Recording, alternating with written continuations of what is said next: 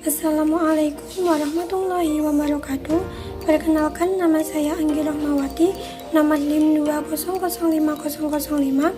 Saya dari Fakultas Kesehatan dan Keteknisan Medis dari program studi Diploma 3 Keperawatan di Universitas Widyawusada Semarang.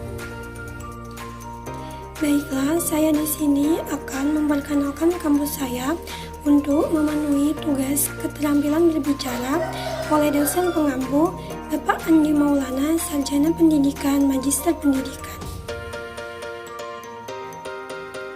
Yayasan Widyawusada Semarang berdiri pada tanggal 28 Mei 1997 di Semarang. Lokasinya ada di Jalan Krapyak Subali, nomor 12, Kecamatan Semarang Barat, Kota Semarang. Yayasan ini bermula hanya stikes, tapi seiring berjalannya waktu, kampus ini dipercayai untuk menjadi universitas pada tanggal 29 April 2020. Alasan saya memilih kampus ini karena ada salah satu prodi cita-cita saya, yaitu Diploma 3 Keperawatan. Saya memilihnya karena Diploma 3 Keperawatan dianggap lebih siap untuk bekerja dan lebih siap untuk praktek di lapangan. Adapun visi dan misi Universitas Widyawusada Semarang. Satu adalah misi, yaitu menjadi institusi pendidikan tinggi kesehatan yang unggul dan mampu bersaing di tingkat nasional tahun 2025. Misinya adalah 1. Menyelenggarakan pendidikan kesehatan dengan standar yang meningkat secara berkelanjutan. Yang kedua adalah menyelenggarakan penelitian di bidang kesehatan guna menopang untuk pengembangan pendidikan dan kemajuan iptek di bidang kesehatan.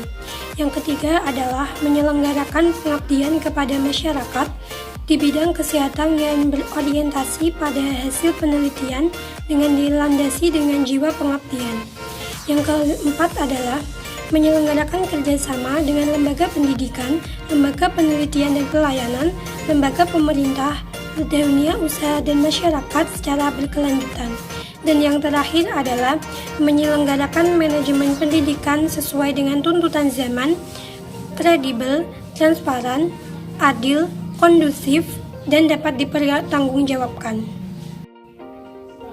Berikut adalah prodi-prodi di Universitas Widyawusada Semarang. 1. Prodi Refraksi Optisi. Prodi Refraksi Optisi adalah bagian dari cabang kesehatan khusus mata yang mencakup segala sesuatu dalam kesehatan mata. Prospek kerjanya di puskesmas, klinik, rumah sakit, optikal, dan fasilitas kesehatan lainnya. 2. Fisioterapi. Fisioterapi adalah program studi yang mempelajari tentang fungsi gerak tubuh manusia, mulai dari cara gerak hingga bentuk otot, serta tulang. Pada program studi ini lebih mendalami tentang gerak tubuh manusia serta organ tubuh yang berperan di dalamnya. Prospek kerja di Dinas Kesehatan, rumah sakit, klinik fisioterapi, pusat kebugaran instansi, jasa fisioterapi, dan tenaga pendidik. 3. adalah prodi Teknik Elektromedik. Teknik Elektromedik mempelajari perencanaan, pengadaan, penyimpanan, penempatan, penggunaan, pemeliharaan, pengembangan, pemindahan, pencatatan, tanggung jawab, dan penghapusan alat kesehatan dan fasilitas rumah sakit. Prospek kerja sebagai dosen pengajar, sebagai pegawai negeri sipil, dan sebagai teknisi lapangan pabrikan. 5. Program studi S1 Keperawatan. Program studi S1 Keperawatan lebih fokus pada pemahaman teori. Alumninya bergelar sarjana keperawatan dan memiliki wewenang untuk mendiagnosa asuhan keperawatan kepada klien atau pasien. Beberapa mata kuliah S1 Keperawatan antara lain adalah Manajemen Keperawatan, Psikologi dalam Keperawatan, keperawatan gawat darurat, keperawatan jiwa, hingga keperawatan kesehatan daerah pantai. 6. Profesi nurse.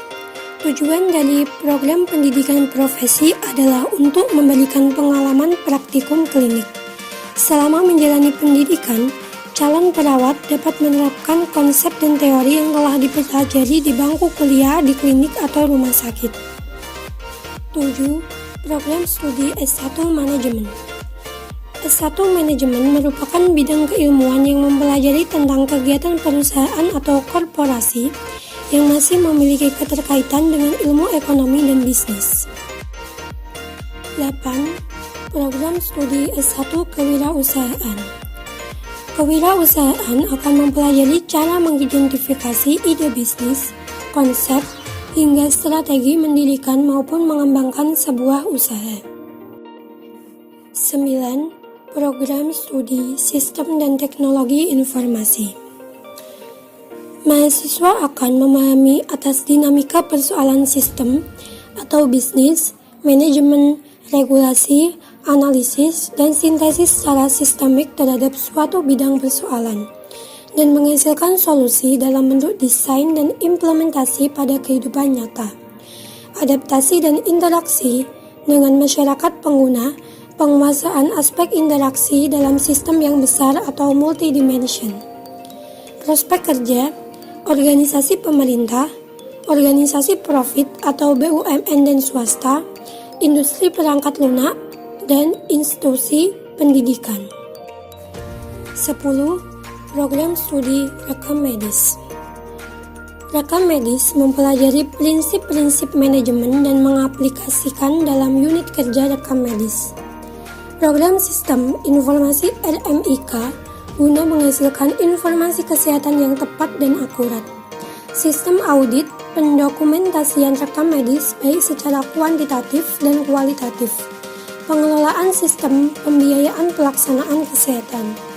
Prospek kerja, perekam medis rumah sakit, puskesmas, klinik, dinas kesehatan, dan pelayanan kesehatan lainnya. 11. Program studi radiologi. Radiologi adalah cabang ilmu kedokteran yang mempelajari pemindahan dan diagnosis bagian dalam tubuh manusia menggunakan implementasi radiasi gelombang. Awalnya, teknologi radiologi yang digunakan untuk memindai kondisi tubuh manusia menggunakan radiasi sinar X. D3 Keperawatan. D3 Keperawatan berlangsung selama 6 semester dengan beban studi sekitar 116 SKS.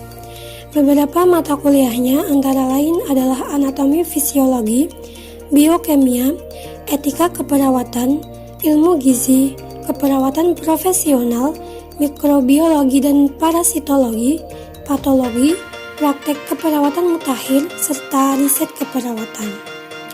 Alumni program D3 Keperawatan bergelar dengan Akademi Madya Keperawatan. Para perawat alumni program D3 Keperawatan dibutuhkan di berbagai institusi kesehatan, termasuk puskesmas dan rumah sakit.